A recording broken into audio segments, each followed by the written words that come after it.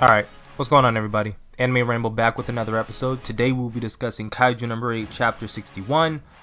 What is going on? Well, so with chapter 61, this is really the jump off point of the test that Reno has for his numbered weapon suit trial, right? He's had it for a month. He's moved past the gauntlet stage. He's on the full armor stage of his trial run, and it was stated last chapter that, hey, you got 10 minutes, defeat this mole kaiju. If you can't defeat it in 10 minutes, that's when I jump in. That's when the captain jumps in. So this whole time I'm watching this fight go down, I'm like, wow, Reno and this whole 4th division really had no chance in hell of defeating this mole type kaiju. Like it's like they were set up to fail. I mean, you gotta think, Reno's full release max output of fortitude potential for his suit that he has right now, after only a month of having it, is at 43%. That's his max.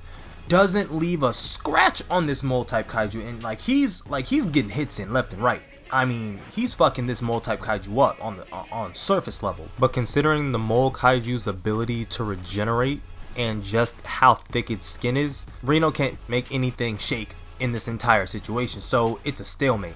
So he has to constantly keep trying to pull more and more power from Kaiju number 6, and I think it's leading to a takeover of his body.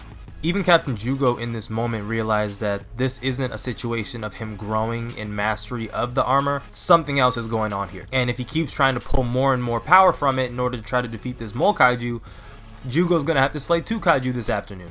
So I predict Jugo having to jump in by next chapter.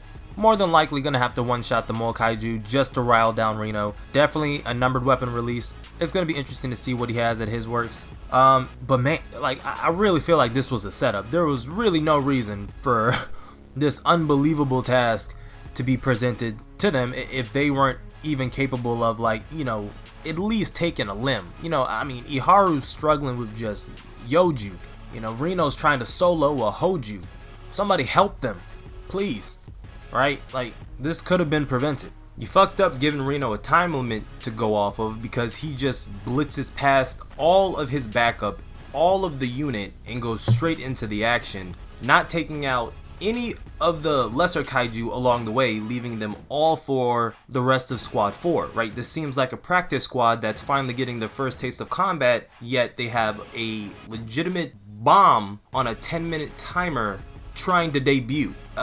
This is not looking good. Alright, Iharu in this moment is completely defeated, right? And we get some backstory about Iharu, how he was number 1 at, you know, his university of slaying, and how he just since coming to the defense force has been outshined and overshadowed by literally everybody. He's not proud of himself. He's not happy where he is going. He's living in the shadow of Reno, and he's just taking himself out of the fight. Now, I can't blame him, because just thinking back at it off the top of my head, he's kind of been like the punching bag throughout this entire series, right? When everything went down with Kikoru, when we were introduced to Kaiju number 9 for the first time, he was there and he got fucked up.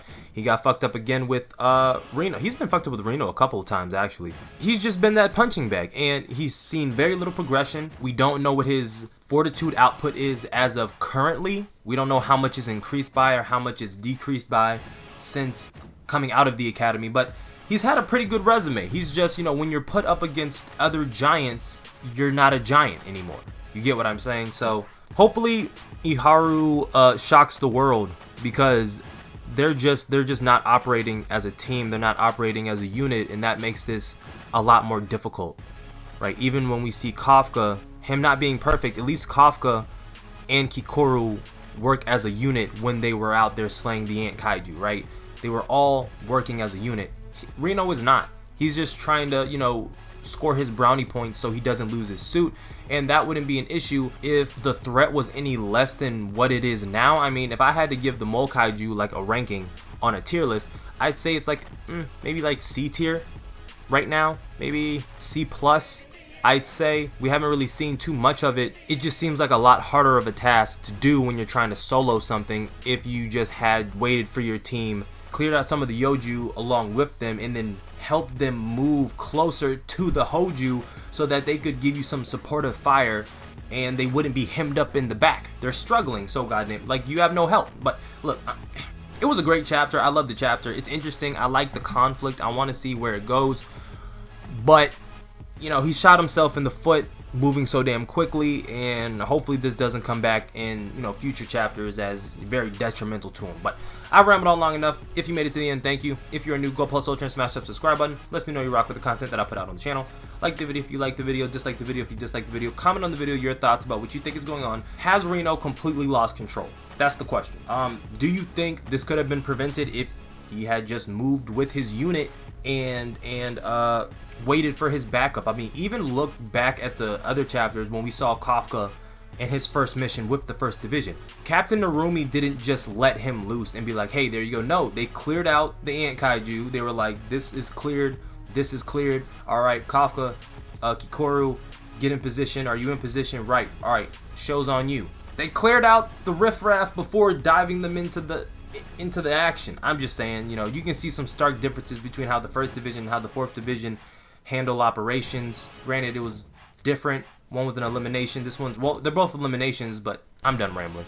I will keep the content coming frequently, as infrequently humanly as possible. I'm out.